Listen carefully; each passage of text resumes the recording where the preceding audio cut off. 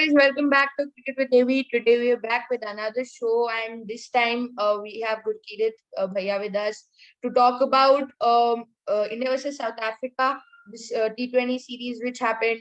There were many positives for India and actually many positives for both sides, as it was a 2-all. The series was shared because the last game was obviously washed out due to rain. But more than that, it was a very good series in terms of positives for both the sides, South Africa and India. So we are going to discuss that. Before that, first of all, I just wanted to ask, how are you, Gurkirat Bhaiya? How are you doing? And yep, what are your views on this series, like in general? The series was a challenging one for India because Hmm. T20 is a format where once you lose in tosses, it's difficult to come back. I think even in the four matches that happened, India had their chances to probably win Yeah. to win the two matches that they lost as well.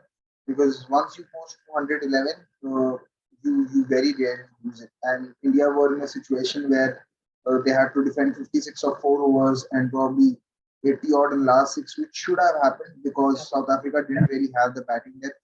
But it wasn't India's day with Bhuvi and Harshal both going for 22 runs each in Delhi. Yeah. Then they didn't have enough with the bat in Patak. I felt they were 10 to 12 runs short. 160 would have been an ideal total.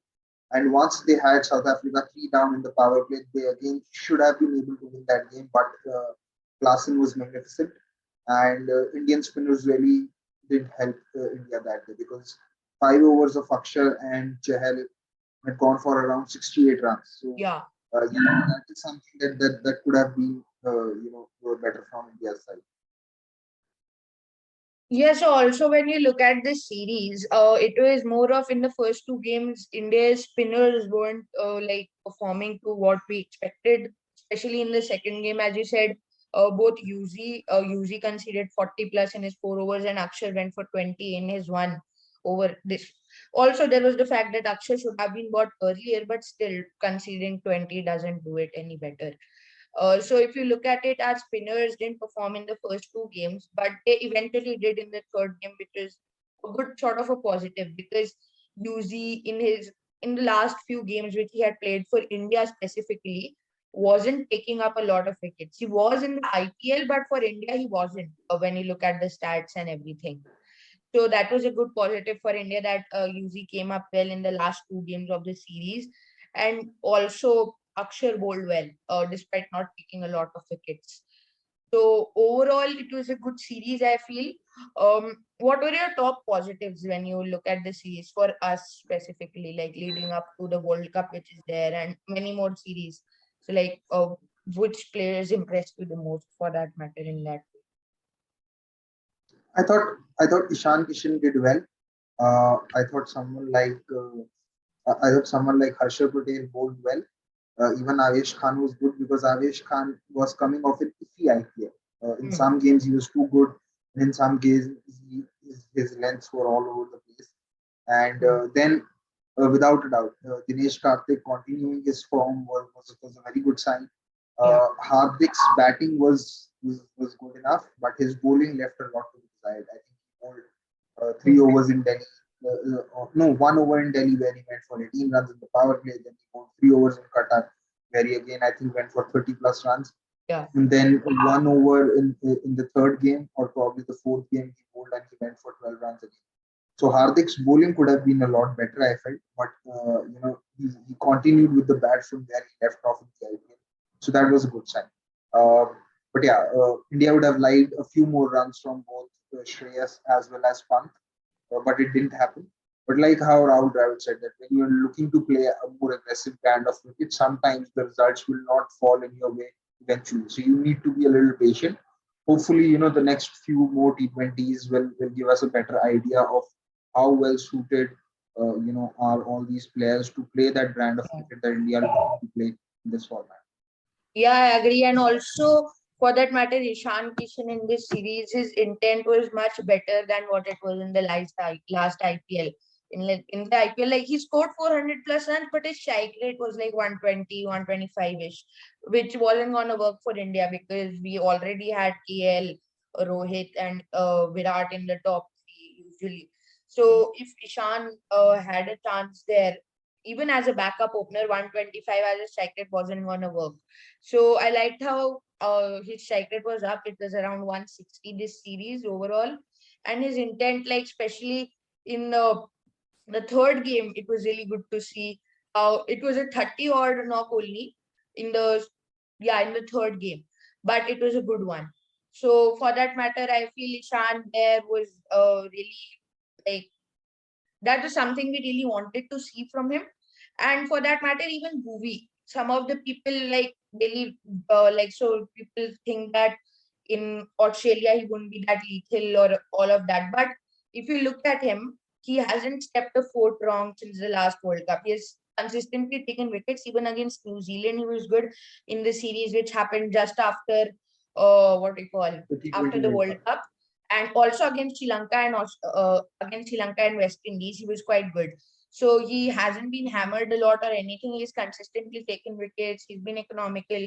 So we have no way like we to get him out of the squad, and people are like consistently saying that he wouldn't be very good in Australia, but his experience brings a lot there. He would be a very good power play bowler eventually, and that's something we want wickets up top, and he is bringing them eventually right now.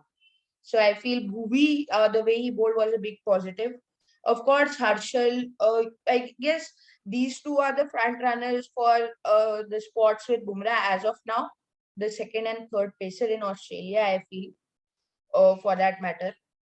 And when you look at it, I feel I wanted to ask about Rishabh Pant. Like, so when you even Dravid said that we are gonna back him, but till how long? He's played around 45 matches, I guess, in T20s, and he's averaging around 25, and he has a strike rate of 120 odd.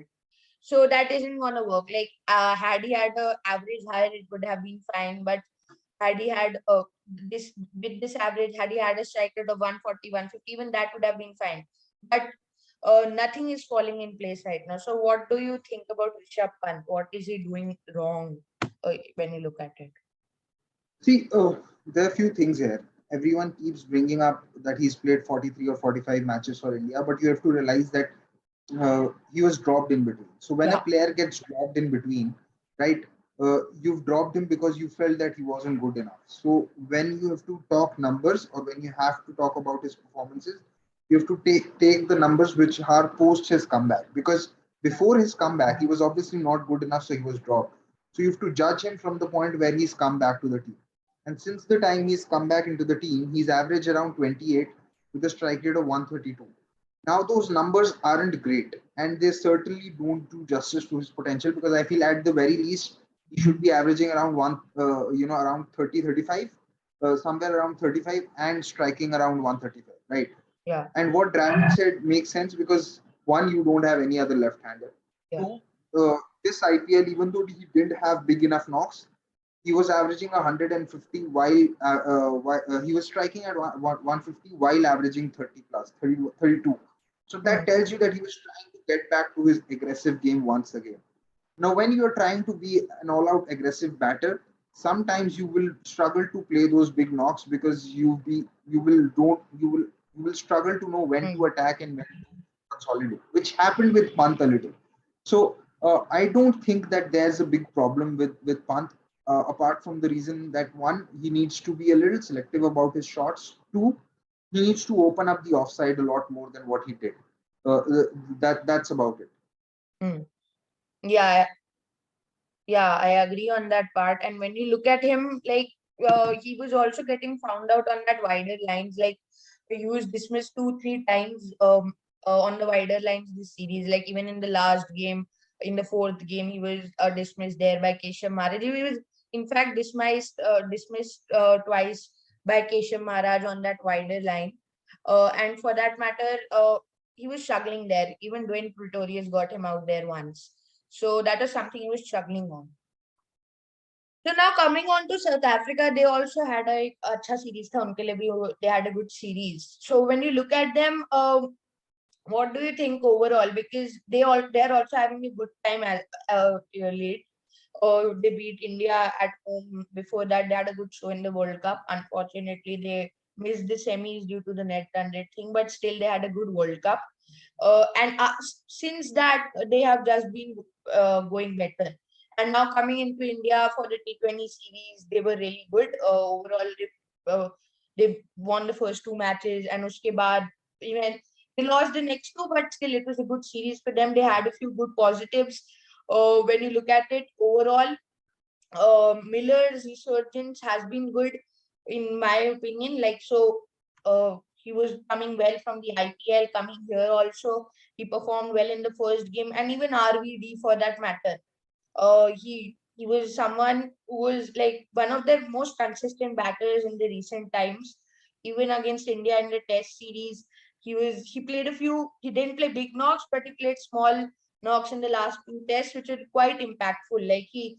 For that matter. And after that, in the World Cup, he was good, and he's been one of their most consistent batters. So they have been finding those important players in terms of bat and their pace bowling. Obviously, they have Rabada and Nokia, and even Nokia was he was looking a bit sharper, in my opinion, this series compared to in the IPL. His pace was also up. He was a bit wavered at times, but still he was looking at Nokia is sort of coming back to his best. So, what do you think? What are the biggest positives for South Africa in this series? Well, like you mentioned, form of David Miller is one thing that has kept them in good stead. The way Maharaj bowled, I thought was quite good because he was able to get Pant out, which was supposed to be a negative matchup for someone Huh. like Maharaj, but Yeah, he bowled well. Then I thought Rabada was good in phases. The one thing that they've tried these four matches was the batting of Dwayne Pretorius. They sent him at number three in all four games. They wanted to see his value because uh, I thought that they always played a batter shot, and if that move, they were able to see what all he can offer, and he did decently. He hmm. he was able to attack spin as well. So that was one thing. The other thing that I felt, which actually was good about them, was how their pacers bowled. I thought Pretorius also as a bowler did decently, Yeah, even though he doesn't have the pace. He had those lengths, and he had done well in the World Cup as well. He yeah, was better than Rabada. I think maybe if they were able to play someone like maybe if they were able to play someone like Makram and had not found him unavailable due to COVID, they would have competed even better because they yeah, would have gotten one extra batter. And again, the way Klassen batted in that second and the third game, yeah, because in the third game as well, till the time he was batting, he was giving it a fight. So his game against spin really keeps them in good stead, with someone like Miller also improving. So yeah, their middle order could very well look like someone like with Markram at three, someone like RVD at four, David Miller at five, then Klassen at six, and Pretorius at seven. Right. So that gives them six bowling options as well because hmm. Pretorius also bowls, Yeah, and then you have the four bowlers, and Markram also bowls. They would hmm. have liked someone like Shamsi to do a little better, which is why they dropped him for the fifth game. And yeah, I think overall they would like Nokia to start bowling at full tilt once again. Hmm. He had improved from how he had done in the IPL, but I still think that he's not Yeah, you know 100% when it comes to his bowling rhythm.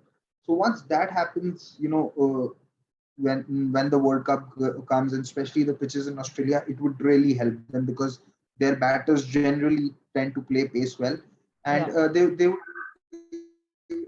someone like Bafuma also at the top, because if that happens, then that becomes a very solid lineup with QDK partnering him, like I said, Markram at three, RVD at four, uh, hmm.